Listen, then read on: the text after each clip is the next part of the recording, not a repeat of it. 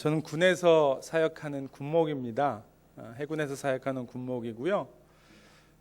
지금은 이제 국방부에 나와서 국방부에서 일을 하고 있습니다. 이제 국방부에서 일을 하면서 보니까요, 국방부가 이제 정부 부처거든요. 다른 부서들하고 마찬가지로. 근데 제가 와서 이렇게 보니까 대한민국에 정부 부처에서 일하는 사람 중에 목사는 저 하나더라고요. 뭐 정부 부처에서 일하시는 공무원들 중에 목사님이 계실 수는 있는데 목사로 일하는 사람은 저 하나더라고요. 문화체육관광부가 이제 종교 관련된 일을 하는 부서가 있긴 한데 거기도 부서에 보니까 뭐 목사님이나 신부님이나 스님이나 이런 분들이 없습니다.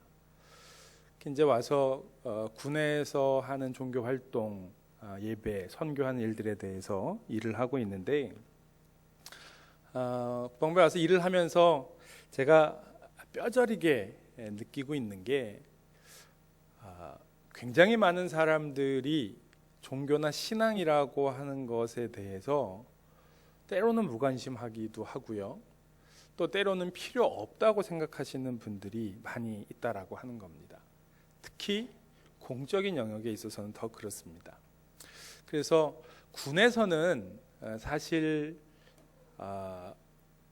느끼기는 하지만 그렇게 심각하지가 않았습니다. 왜냐하면 군에 있는 현장의 지휘관들은 우리가 예배드리는 일이 얼마나 중요한 것인지를 잘 압니다.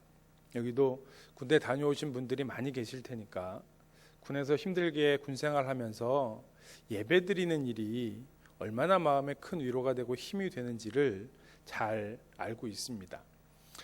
그런데 우리나라가 점점 이 공적인 영역에서 종교에 관한 이야기나 또 일을 하는 것에 있어서 여러 가지 우려되는 일들이 많이 있는 것을 경험을 하고 있습니다. 왜 그럴까 생각을 해보면서요, 다른 종교들은 일단은 뒤로 놓더라도 우리 기독교인들을 보게 되면 우리들의 믿음의 모습이 믿지 않는 사람들에게, 또 우리 기독교를 잠깐 경험한 사람들에게 어떤 모습으로 비춰졌는가라고 생각을 해보게 됩니다. 하나님께서요, 우리를 창조하시고 또 이스라엘 백성들을 택하셔서 택하신 백성으로 삼으셨지요.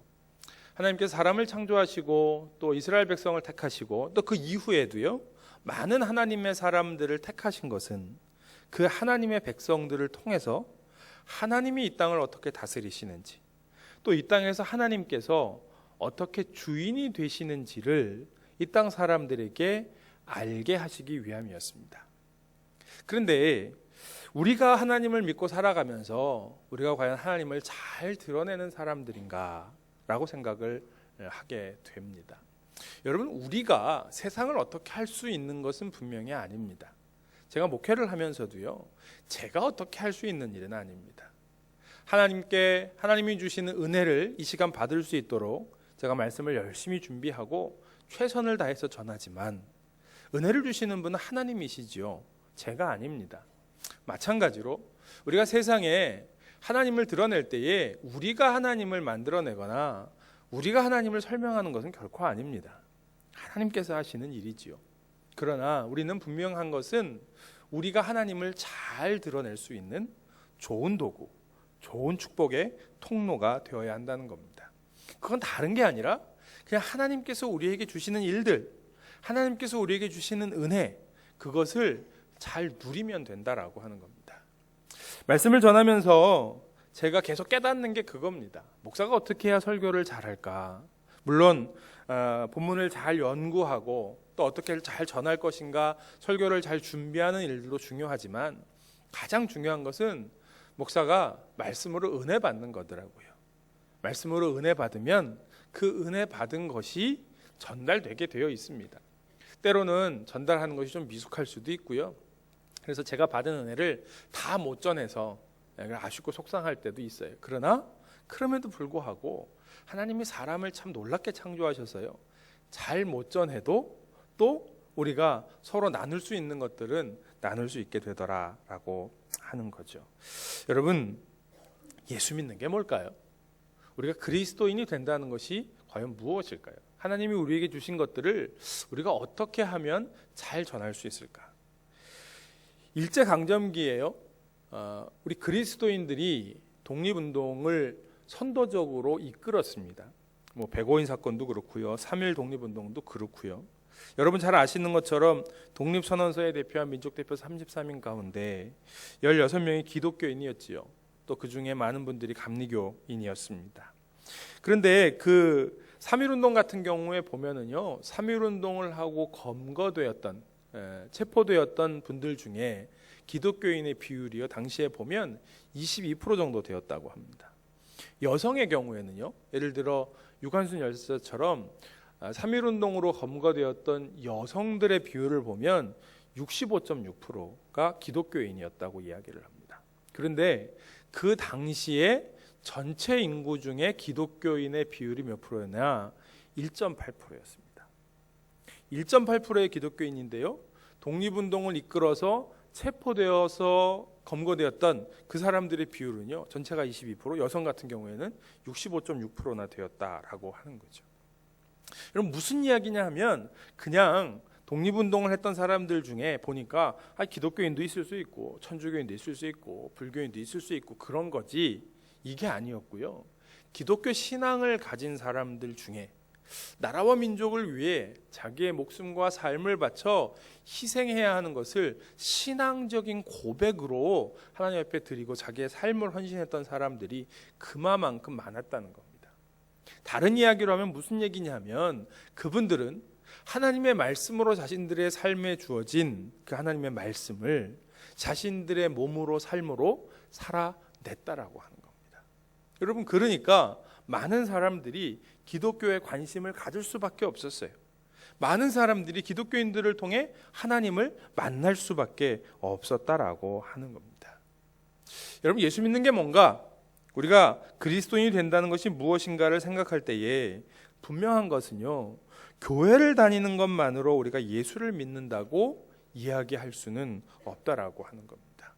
그냥 교회 다니고 교회에 등록했고 그러면 나는 그리스도인이다, 나는 기독교인이다, 이렇게 이야기할 수는 없다는 겁니다. 오히려요, 이런 것은 로마 카톨릭의 교리입니다. 카톨릭의 신자가 되면 교회 안에 들어와서 영세를 받으면 그러면 당신은 구원받는 겁니다. 그 안에 들어오지 못하면 구원받지 못한 사람입니다. 이렇게 이야기를 하는 거죠. 여러분 중세 카톨릭의 종교 지도자들이나 유대의 종교 지도자들은 그랬습니다. 그래서 자신들의 종교 안에 하나님, 또 하나님께서 허락해 주신 구원을 가두어 보려고 했습니다. 교회 안에서 사제들이 이야기하는 것, 또 유대교 같은 경우는 제사장들과 서기관들 자기들이 이야기하는 것, 그 율법을 지켜내는 것이 당신들이 구원받는 증거이고 구원받는 방법이라고 그렇게 가르쳤던 거죠. 그 결과가 무엇이냐? 그 결과 교회의 성도들은요, 신자들은요, 하나님이 주신 구원의 풍성함과 자유함을 잃어버렸습니다. 그걸 누릴 수가 없는 거예요. 여러분 우리가 구원받으면 우리에게 하나님께서 주시는 어마어마한 풍성한 은혜가 있습니다. 하나님께서 우리에게 주시는 자유함이 있습니다.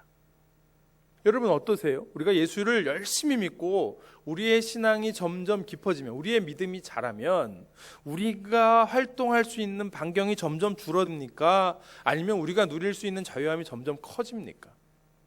자유함이 커집니다, 여러분. 예전에는 이것만 은혜인 줄 알았는데 우리가 누릴 수 있는 은혜가 점점 많아지는 거예요. 하나님을 만날 수 있는 방법도 점점 많아지는 거예요. 하나님의 은혜를 경험할 수 있는 삶의 장소들, 장면들이 점점 많아집니다. 처음에는 교회 와야 하나님이 계시는 것 같아요. 교회 안에서만 은혜를 받을 수 있는 것 같아요.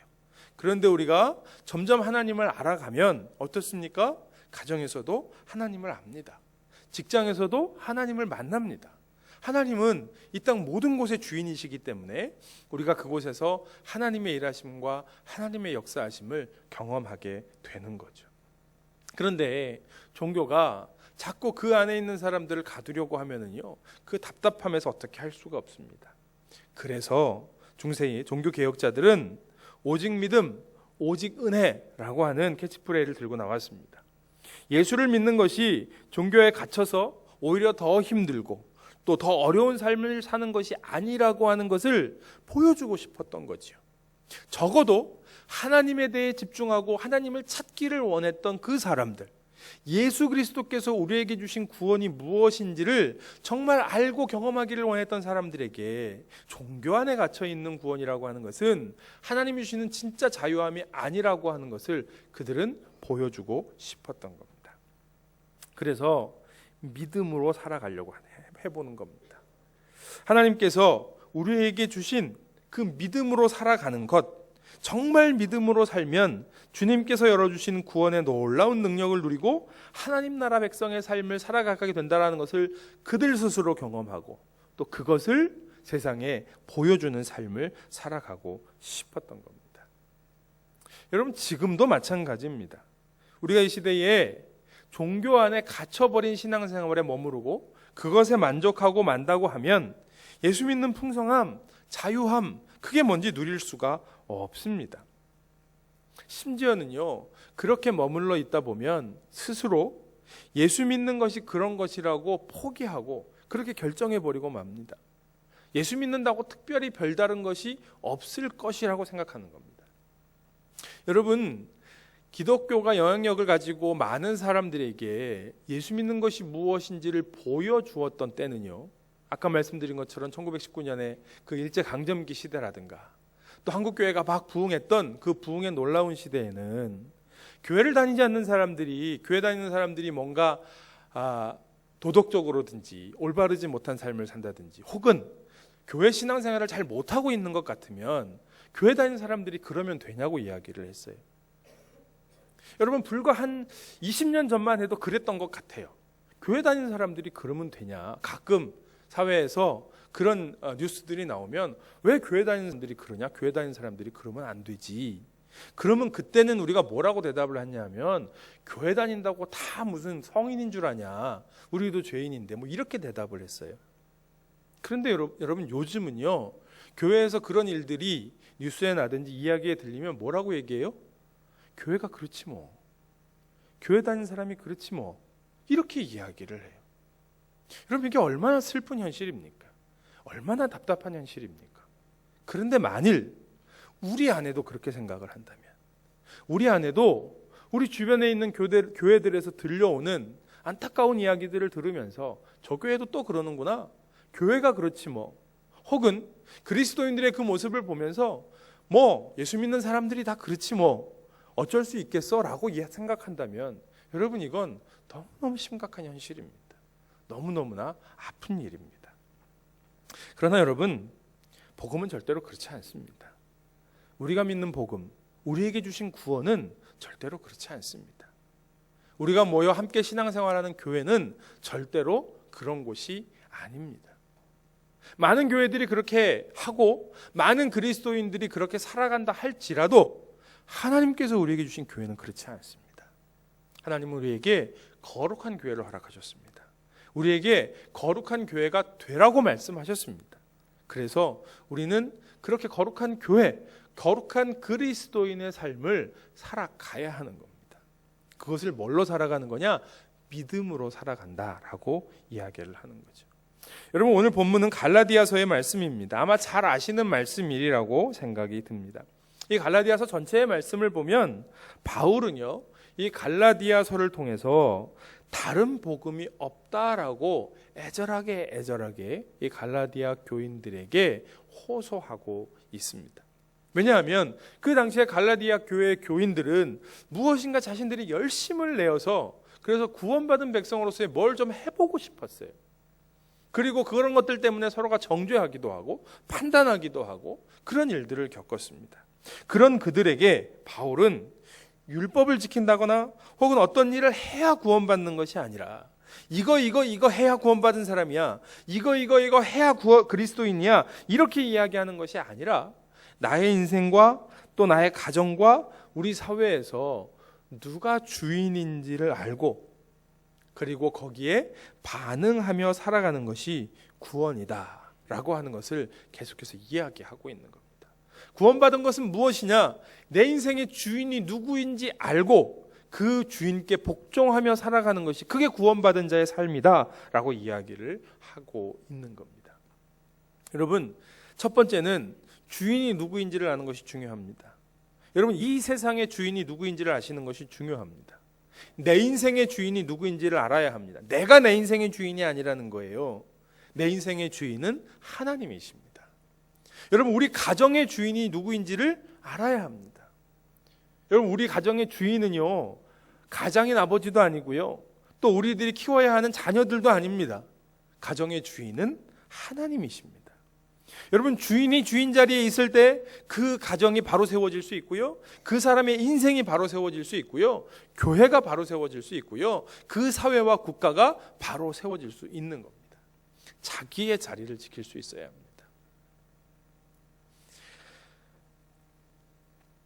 바울은요, 그 이야기를 하는 겁니다.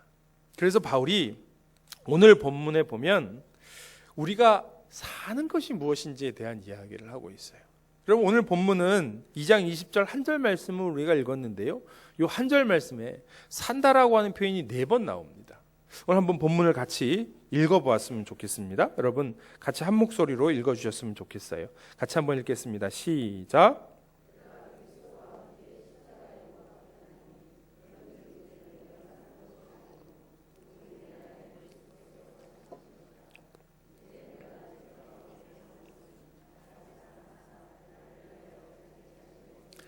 하나님의 아들을 믿는 믿음 안에서 사는 것이라. 아멘.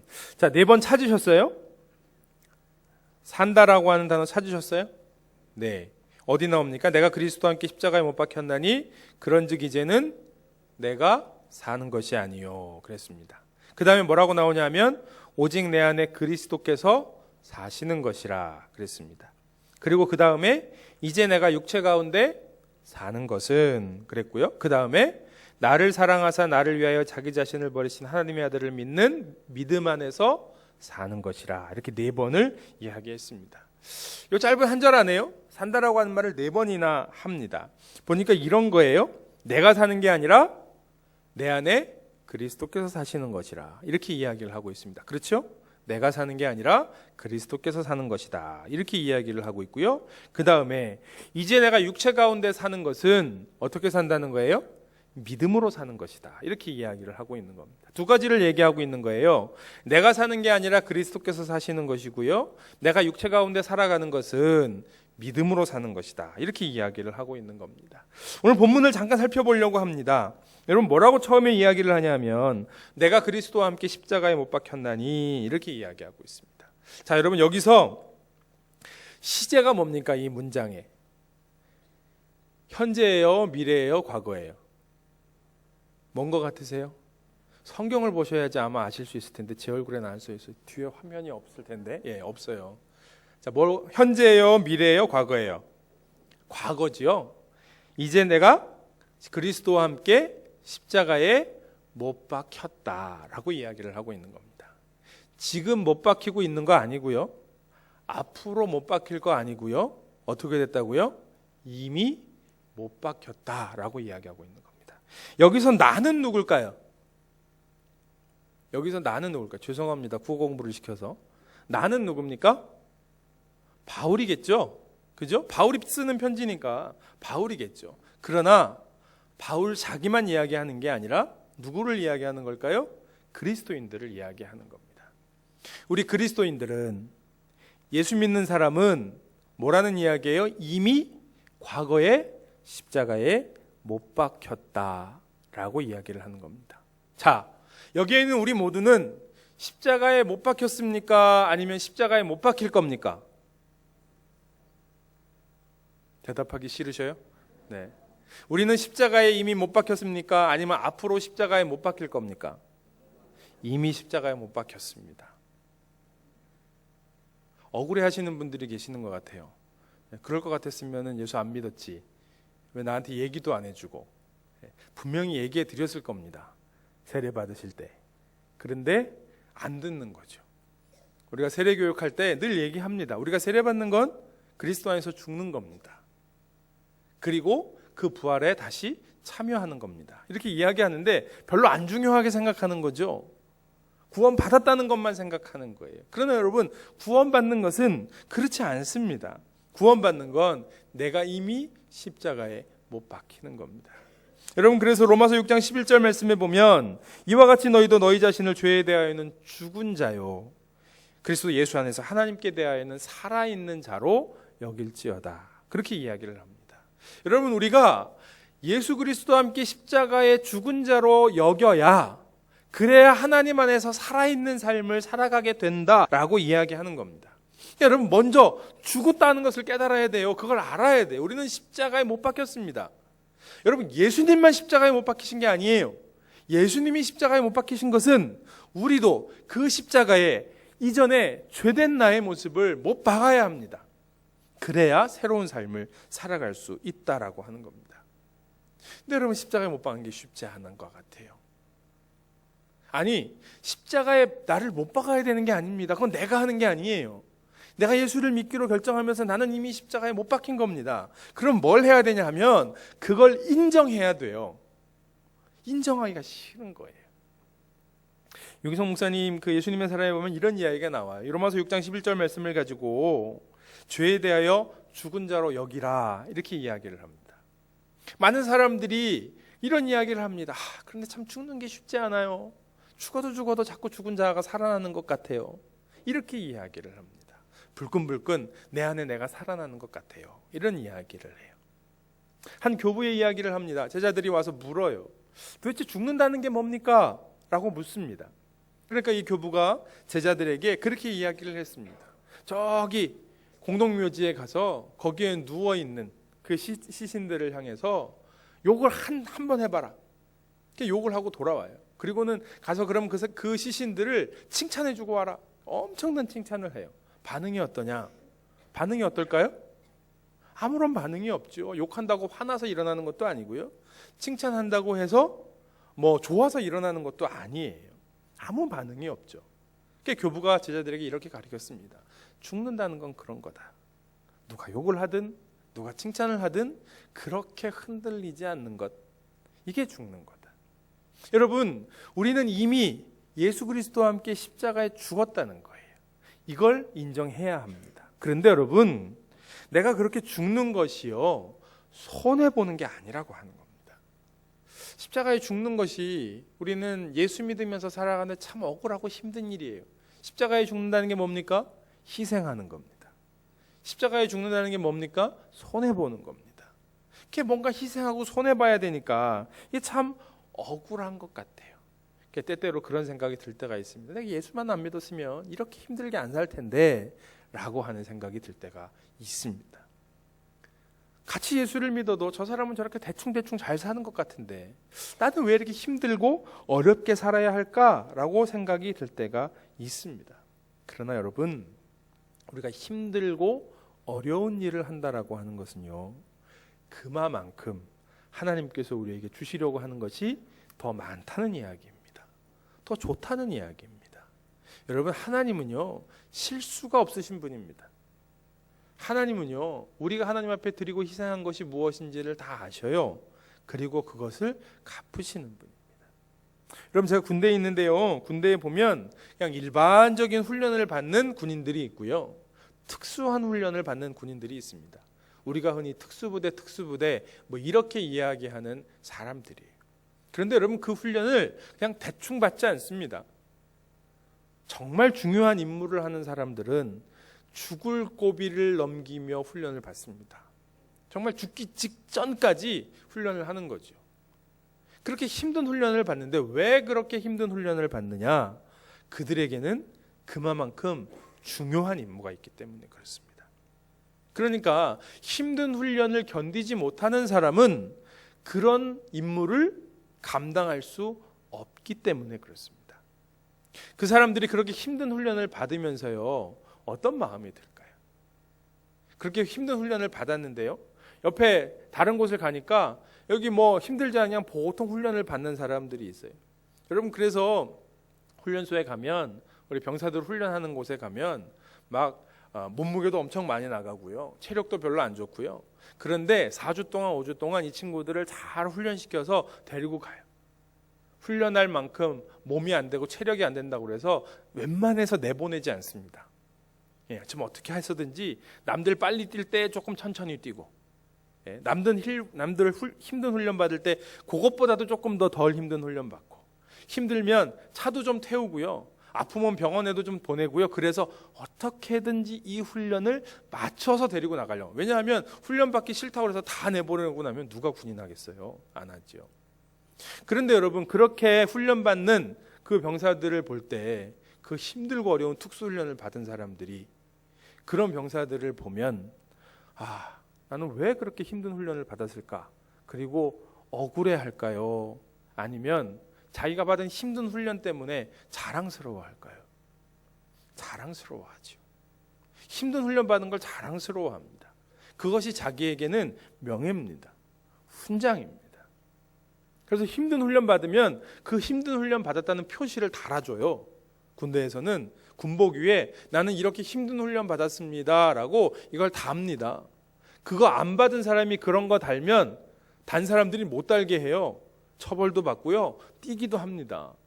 무슨 이야기냐 하면 힘든 훈련 받은 게 이 사람들에게 자랑이라는 거예요. 그러니까 여러분, 우리에게 있어서 우리가 예수 그리스도와 함께 십자가에 못 박혔다는 것은 우리에게 자랑입니다. 왜 자랑이냐 하면 그 힘든 것들을 감당할 때, 주님과 함께 십자가에 못 박혀 희생하고 헌신하는 일들을 감당할 때 하나님께서는 우리에게 놀라운 은혜를, 놀라운 축복을 허락하시는 것을 우리가 알고 믿기 때문에 그렇습니다. 그래서 바울이 뭐라고 이야기하냐면 고린도전서 1장 18절에 보면 십자가의 도가 멸망하는 자들에게는 미련한 것이요 구원을 받은 우리에게는 하나님의 능력이라라고 이야기했습니다. 여러분, 저 십자가가 하나님을 알지 못하고 하나님의 일하심을 알지 못하는 사람들에게는 미련한 겁니다. 그러나 하나님의 구원을 받은 우리에게는 저게 능력입니다. 저게 자랑입니다. 그것을 아는 사람들이 바로 그리스도인이다라고 하는 사실입니다. 그러니까 우리는 신앙생활하는데 결단해야 합니다. 주님의 십자가를 바라만 보는 신앙생활을 할 건지, 아니면 그 십자가를 내가 질 것인지.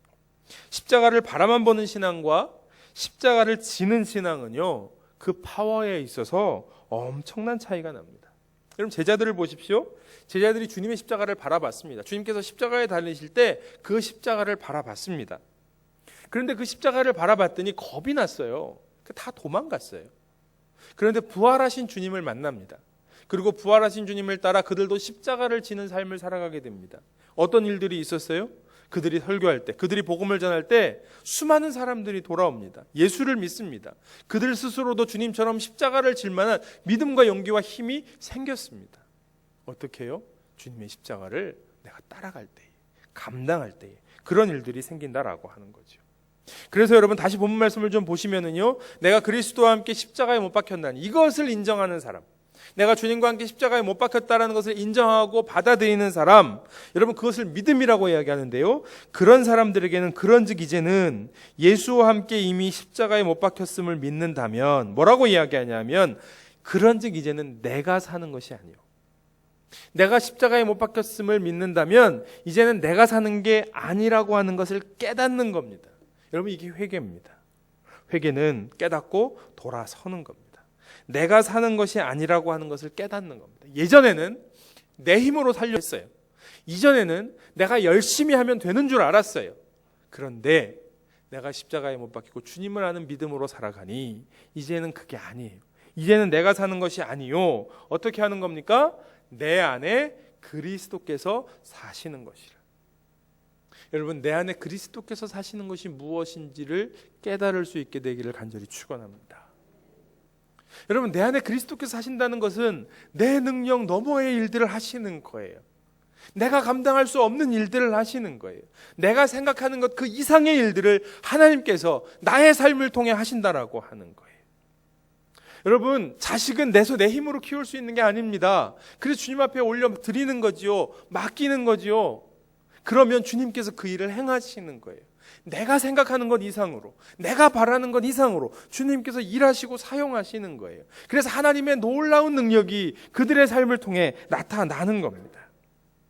그러니까 여러분, 이제는 내가 사는 것이 아니요 오직 내 안에 그리스도께서 사시는 것이라 라고 하는 이 말씀이 바울이요 이렇게 하진 않았을 것 같아요. 무슨 말이냐 하면 자기가 율법도 알고 로마의 시민권도 가지고 있고 그래서 열심히 율법을 지켜보려고 예수 믿는 사람 잡으러 다니고 이렇게 노력했는데 결국은 예수님이 자기를 치셔서 그런 거 다 쓸모없는 사람 되어버렸어요.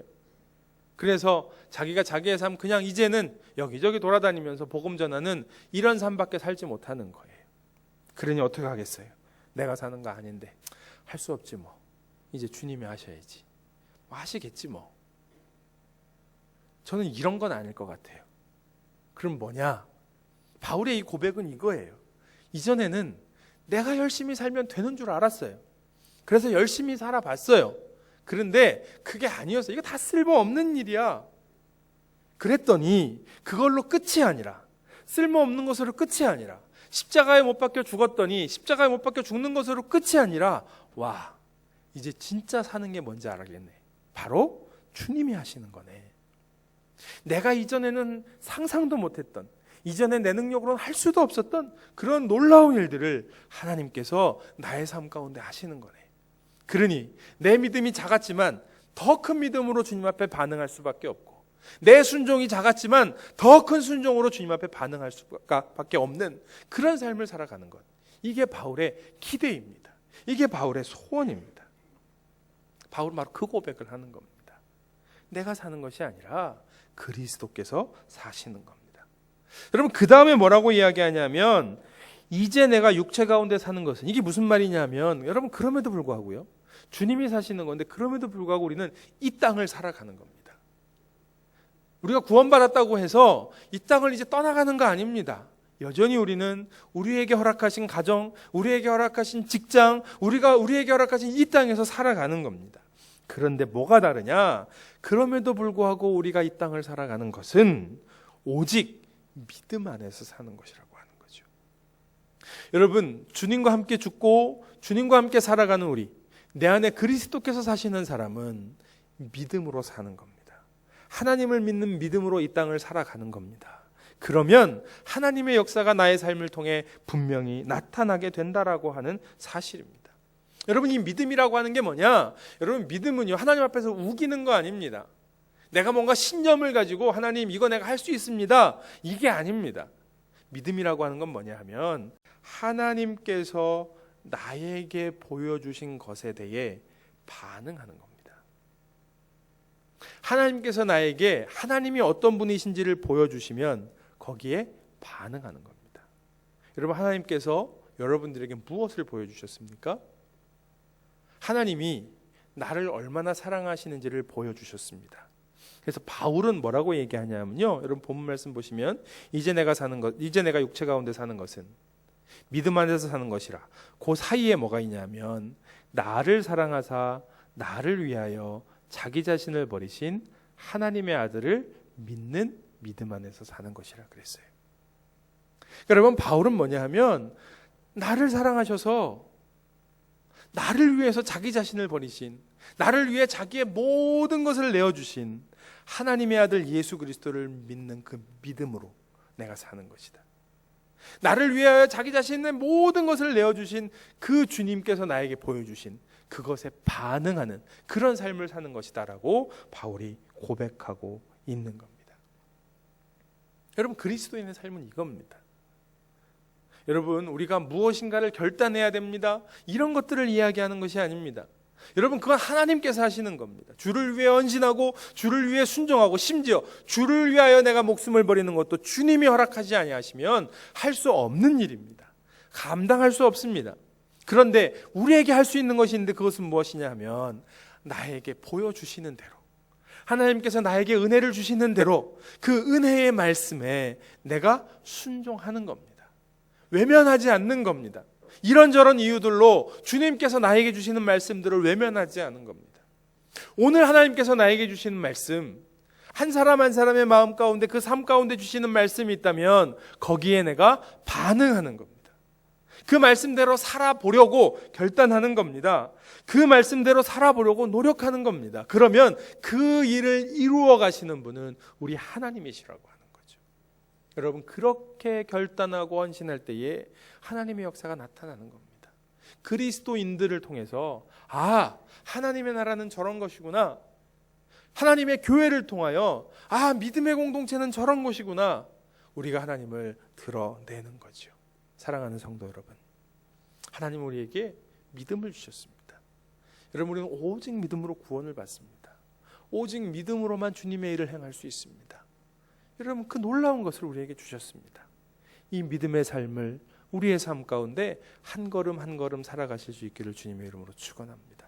그래서 우리의 삶에 행하시는 놀라운 하나님의 은혜가 가득하시기를 주님의 이름으로 축원을 드리겠습니다.